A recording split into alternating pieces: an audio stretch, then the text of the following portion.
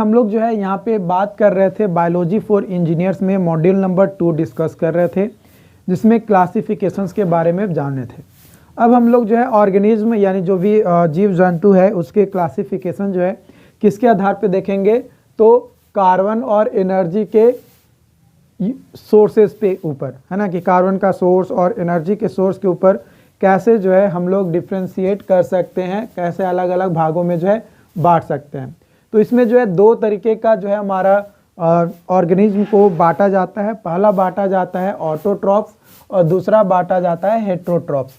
Autotrophs में क्या होता है कि वैसा ऑर्गेनिज्म को रखा जाता है जो अपना खाना खुद से बनाता है और वो सनलाइट, कार्बन डाइऑक्साइड और वाटर के प्रेजेंस में, है ना, सनलाइट, वाटर और कार्बन डाइऑक्साइड के प्रेजेंस में जो है बनाता है, जिसको हम लोग जो है प्रोड्यूसर्स के नाम से भी जानते हैं। किस नाम से जानते हैं? प्रोड्यूसर्स के नाम से जानते हैं। जो ऑटोट्रॉप्स है ये दो तरीके का होता है, एक होता है फोटो ऑटोट्रॉप्स और एक होता है कैमो ऑटोट्रॉप्स, ठीक है। उसके बाद हेटेरोट्रॉप्स जो है हमारा वैसा ऑर्गेनिज्म होता है जो अपना भोजन खुद से नहीं बनाता है, जबकि दूसरे के ऊपर डिपेंड होता है ना, दूसरे के ऊपर डिपेंड होता है। दूसरा कोई अगर खाना बना बनाया मिलेगा तो वो बस उसको खा लेगा। इसका भी दो टाइप्स होता है, एक होता है फोटो हेटेरोट्रॉप्स, हेटेरोट्रॉप्स यहाँ पे स्पेलिंग गलत लिखा गया है, हेटेरोट्रॉप्स एंड कैमो हेटेरोट्रॉप्स, ठीक है। जो हेटेरोट्रॉप्स होते हैं ये इसको जो है कंज्यूमर्स कहा जाता है। कार्बन के बेसिस पे अगर बात किया जाए तो वैसा ऑर्गेनिज्म जो ऑर्गेनिक सोर्स से बनता है वो हेटेरोट्रॉप्स होता है, और जो इमिशन ऑफ कार्बन डाइऑक्साइड से बनता है वो ऑटोट्रॉप्स होता है। एनर्जी में इनऑर्गेनिक केमिकल से जो बनता है वो कैमोट्रॉप्स, और सनलाइट के प्रेजेंस में जो ऑर्गेनिज्म को बाइसेक्ट किया जाता है वो होता है फोटोट्रॉप्स। इसी चीज़ को हम लोग जो है यहाँ पे एक और चार्ट से जो है यहाँ पे समझाए हैं कि जितने भी ऑर्गेनिज्म है वो दो तरीके से हमारा जो है बनता है। एक होता है सनलाइट के प्रेजेंस में जिसको फोटोट्रॉप्स कहते हैं, और एक होता है नो सनलाइट, है ना, जिसको जो है वैसा ऑर्गेनिज्म जिसको जीने के लिए या पनपने के लिए सनलाइट की ज़रूरत नहीं होती है, उसको जो है कैमोट्रॉप्स या लिथोस्ट्रॉप या फिर ऑर्गेनोट्रॉप कहा जाता है। जो फोटोट्रॉप होता है ये दो भागों में बांटा जाता है, CO2 को जो है ऑटोट्रॉप्स और फूड में जो है हेटेरोट्रॉप्स। वही इनऑर्गेनिक में आपका जो है ऑटोट्रॉप्स और हेटेरोट्रॉप जो है ऑर्गेनिक में जो है आपका आ जाएगा।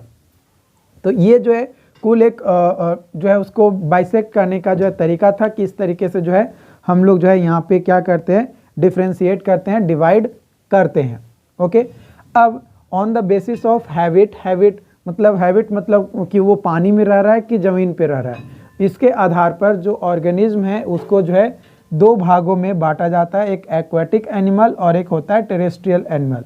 एक्वेटिक एनिमल वैसा एनिमल जो कि पानी में रहता है और ये सांस लेने के लिए इसको जो है गिल्स या ये अपने स्किन की मदद से सांस जो है लेता है, और ये जो है streamline bodies, fins, webbed feet and air bladder जो है इसका जो बॉडी होता है वो उसको अडॉप्ट करता है, और इसका जो स्किन होता है ये स्लिमी होता है और स्लिपरी एंड सॉफ्ट इसका स्किन जो है देखने को मिलता है।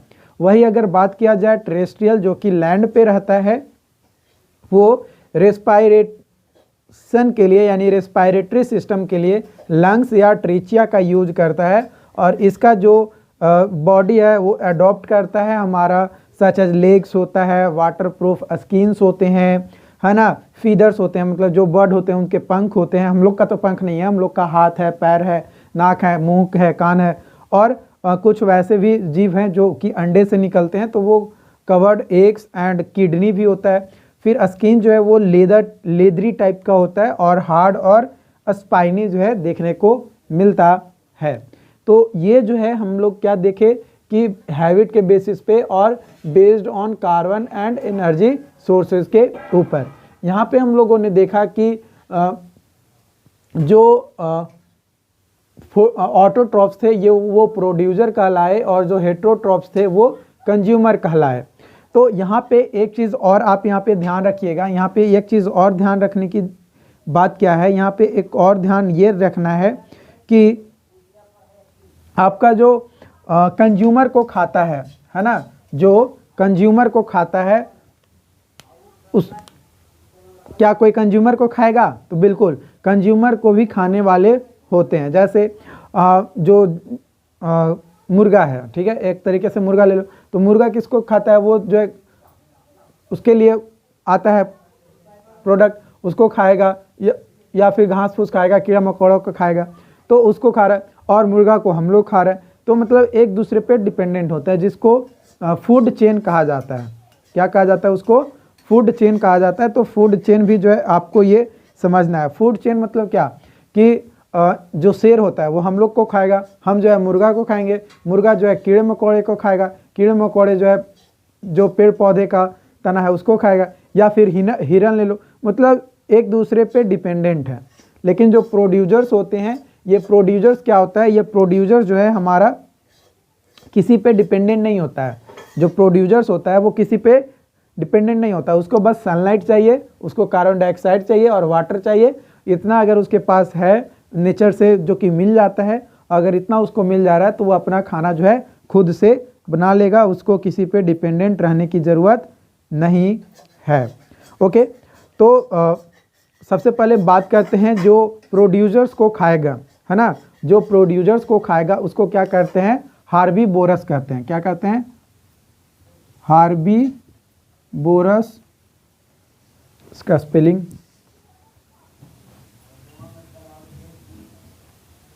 ठीक है, हार्बीवोरस। ये जो है ईट ओनली प्रोड्यूसर, ये प्रोड्यूसर्स को जो है खाएगा। ठीक है, ये किसको खाएगा? प्रोड्यूसर्स को जो है खाएगा। ओके, उसके बाद अगर बात किया जाए कार्निवोरस, कार्निवोर्स, तो कार्निवोर्स जो है ये ईट अदर कंज्यूमर, ईट अदर कंज्यूमर्स, जो कि हम लोग हैं, है ना। हम लोग क्या करते हैं कि हम लोग प्रोड्यूसर्स को भी खाते हैं और कंज्यूमर को भी खाते हैं। तो ऐसा तो नहीं है, यहाँ पे कार्निवोर्स है जो कि अदर कंज्यूमर को खाता है, जो दोनों को खाता है, प्रोड्यूसर्स और कंज्यूमर दोनों को खाता है, उसको जो है ओमनीवोर्स कहते हैं। क्या बोलते हैं? Omnivores. Eat both producers and consumers, है ना। जो प्रोड्यूसर्स और कंज्यूमर दोनों को खाएगा उसको जो है ओमनीवोर्स कहते हैं, जो कि हम लोग हैं, है ना। और कार्निवोर्स जो है वैसा जो कि सिर्फ कंज्यूमर को खाता है, और हार्बीवोर्स जो कि सिर्फ प्रोड्यूसर को खाता है, जैसे हिरन हो गया, बकरी हो गया, ये सभी चीज़ें जो है आपका आ जाता है। ओके, तो आई होप कि ये चीज़ें आपको जो है समझ में आ गया होगा। इसको जो है आप नोट डाउन कर लीजिए। उसके बाद आगे की क्लासिफिकेशन जो है हम लोग इसमें और भी क्लासिफिकेशंस है ना, सिर्फ इतना तो ही तो नहीं है, और भी कई सारे क्लासिफिकेशंस है जिसके बारे में हम लोग जो है यहाँ पे डिस्कशन करने वाले हैं। तो अब जो डिस्कशंस होगा इसको जो है आप स्क्रीनशॉट तो नहीं आपके पास होगा, आप इसको वीडियो पॉज करके लिख ही सकते हो, तो इसको लिखो, उसके बाद आगे देखते हैं। तो अब हम लोग बात करेंगे ऑर्गेनिज्म के क्लासिफिकेशंस में बेस्ड ऑन अमोनिया एक्सक्रीशन, है ना। तो देखो कई बार क्या होता है, अमोनिया डायरेक्ट एक्सक्रीट नहीं होता है, किसी फॉर्म में कोई कंपाउंड का फॉर्मेशन होता है और उसमें जो है अमोनिया का जो है मात्रा होता है, और उस तरीके से जो है एक्सक्रीशन होता है। कोई जैसे एनिमल में जो है डायरेक्ट कोई पाथ नहीं होता है जिससे जो है डायरेक्ट अमोनिया जो है निकल रहा है, ठीक है, ऐसा कुछ नहीं होता है। तो इसके बेसिस पे जो है 3 तरीके का जो है एनिमल को जो है क्लासिफाई किया जाता है। एमोलोटिक, नाम लिख लेते हैं यहाँ पे, नाम क्योंकि ये थोड़ा टेढ़ा रहता है इसलिए मुझे याद नहीं रह पाता है, ठीक है। पहला नाम है अमोनोटेलिक ऑर्गेनिज्म या एनिमल्स कह सकते हैं, ठीक है। उसके बाद दूसरा है यूरियोटेलिक एनिमल्स या ऑर्गेनिजम्स, एंड तीसरा वह है आपका यूरिकोटेलिक टेलिक एनिमल्स या ऑर्गेनिज्म्स, ये जो है आपके होते हैं। तो यहाँ पे अगर बात किया जाए एमिनोटेलिक ऑर्गेनिज्म, तो वैसा ऑर्गेनिज्म जो अमीनो नाइट्रोजन क्या करता है, अमीनो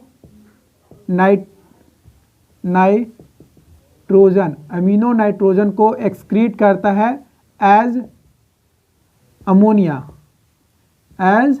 अमोनिया के फॉर्म में अमीनो नाइट्रोजन को क्या करता है, एक्सक्रीट करता है। वही अगर बात किया जाए तो जो यूरियोटेलिक एनिमल्स है ये अमीनो नाइट्रोजन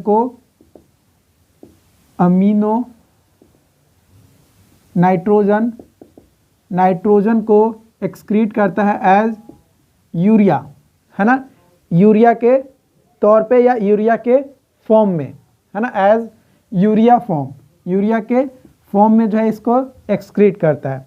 वही अगर बात किया जाए तो यूरिकोटेलिक एनिमल्स जो होते हैं ये एनिमो नाइट्रोजन को यूरिक एसिड में के फॉर्म में जो है एक्सक्रीट करता है। क्या करता है, एक्सक्रीट करता है अमीनो नाइट्रोजन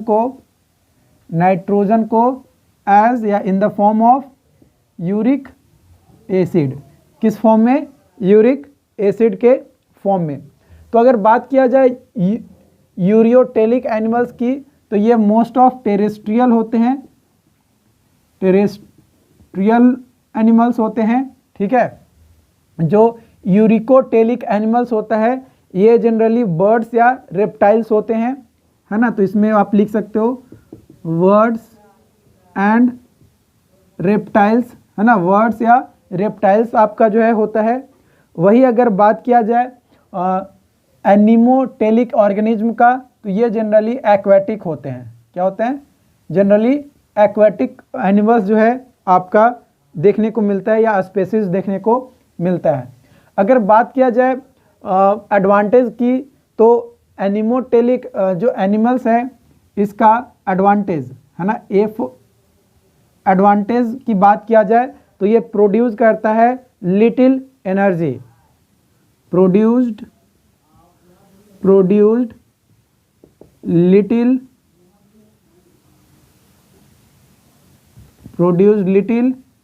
एनर्जी, है ना, लिटिल एनर्जी प्रोड्यूस करता है। वही अगर डिसएडवांटेज की बात किया जाए तो डिसएडवांटेज इसका ये होता है कि ये टॉक्सिक होता है in concentrated solutions, toxic in concentrated solutions और साथ ही साथ ये रिक्वायर करता है lot of water for excretion, requires. और दूसरा disadvantage requires lot of water for excretion, है ना। एक्सक्रीशन के लिए क्या करता है, कई सारे मतलब बहुत मात्रा में क्या चाहिए उसको, पानी चाहिए। प्रोड्यूस लिटिल एनर्जी या विद लिटिल एनर्जी कह सकते हैं, ओके। उसके बाद हैबिटेट तो बता ही दिए कि भाई कहाँ पे रहता है, तो ये एनिमल वैसा एनिमल होता है जो कि एक्वेटिक यानी पानी में रहने वाला होता है। तो यहाँ पे वाटर भी लिख सकते हो, है ना, एक्वेटिक या वाटर भी यहाँ पे लिख सकते हो। एग्जाम्पल के तौर पे बात किया जाए तो यहाँ पे ये हो गया एंड एक्सक्रीटेड बाय, यहाँ पे एक टर्म लिख सकते हो एक्सक्रीटेड बाय में अगर बात किया जाए ये एमिनोटेलिक में ही बात कर रहे हैं, ठीक है। आप पॉइंट वाइज लिखेंगे marine and fresh water and invertebrates,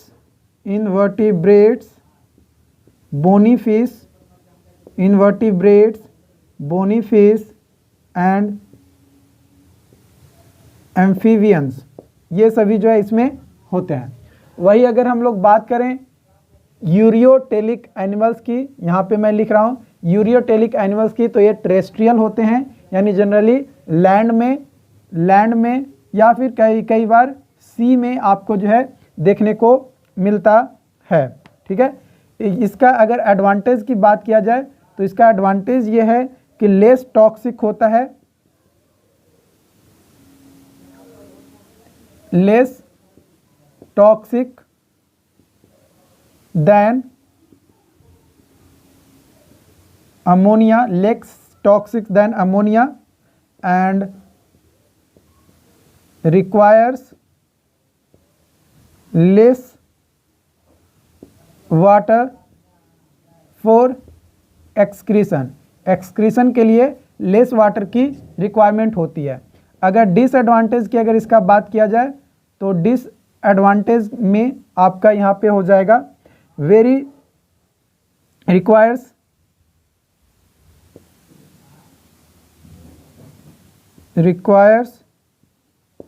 little more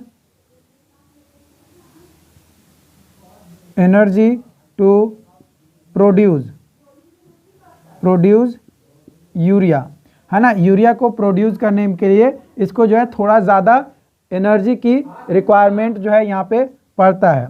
उसके बाद इसका जो है एक्सक्रीटेड बाई अगर बात किया जाए, एक्सक्रीटेड बाई की बात किया जाए तो ये होता है एडल्ट एम्फीबियंस,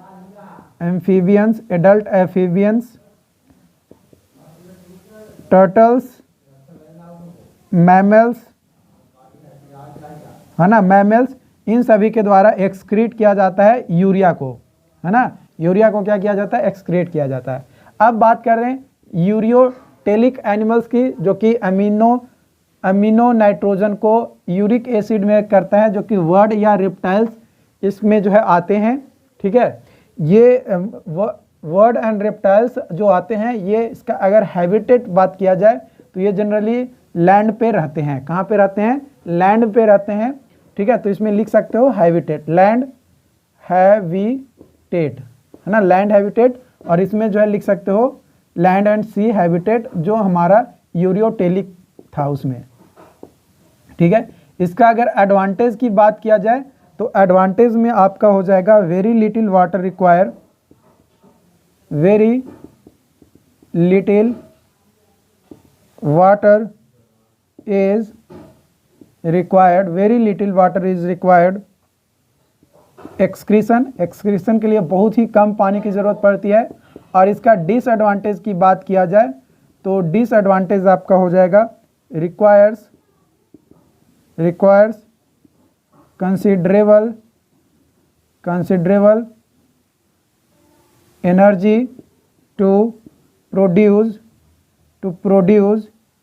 यूरिक एसिड, है ना। यूरिक एसिड को प्रोड्यूस करने के लिए इसको जो है लिटिल मोर जो है यहाँ पे होगा। और यहाँ पे ये जो प्रोड्यूस करता था अमोनिया, उसको जो है little energy produced with little energy आपका जो है चाहिए। इसमें जो है अमोनिया के कंपैरिजन में थोड़ा लेस मोर एनर्जी, है ना, थोड़ा मोर एनर्जी अगर चाहिए उसके कंपैरिजन में। अगर इसका अगर बात किया जाए हैबिटेट तो हो गया कि भाई ये लैंड पे रहेगा, डिसएडवांटेज हो गया, एडवांटेज हो गया वर्ड एंड रेप्टाइल्स, इसके एग्जांपल्स आ जाएंगे। अमीनो नाइट्रोजन को यूरिक एसिड में जो एक्स के फॉर्म में एक्सक्रीट करता है। और इसका एक्सक्रीटेड बाई की बात किया जाए, मतलब किसके द्वारा जो है एक्सक्रीट किया जाता है, तो आपका रेप्टाइल्स आ जाएगा, रेप्टाइल्स,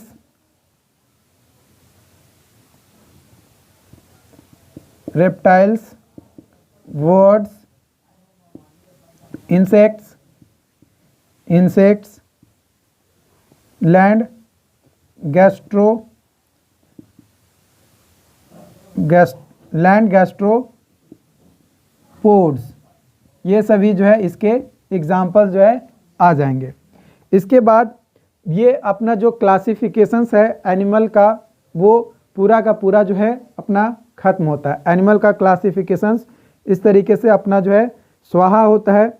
अब हम लोग जो है यहाँ पे बात करेंगे मॉलिक्यूलर टैक्सोनॉमी के बारे में। किसके बारे में, मॉलिक्यूलर टैक्सोनॉमी, है ना, किसके बारे में, मॉलिक्यूलर टैक्सोनॉमी के बारे में हम लोग जो है यहाँ पे बात करेंगे कि मॉलिक्यूलर टैक्सोनॉमी क्या होता है। तो इसके बारे में पहले लिख लेते हैं मॉलिक्यूलर टैक्सोनॉमी के बारे में। तो it is the classification of organisms, है ना, ऑर्गेनिज्म का क्लासिफिकेशन है on the basis of the distribution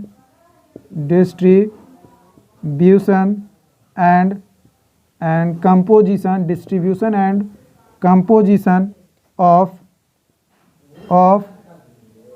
chemical substances in them, है ना, उसमें जो भी केमिकल सब्सटेंसेज है उसके आधार पे।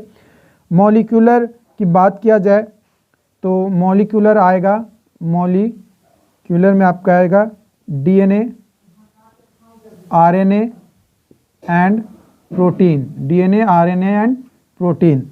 मॉलिक्यूलर टेक्निक्स जो है, molecular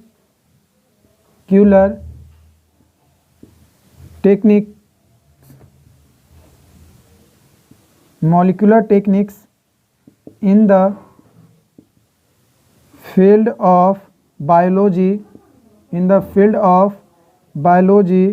have helped to establish, ये हेल्प करता है इस्टेब्लिश करने के लिए, यानी स्थिर करने के लिए उसको, जेनेटिक्स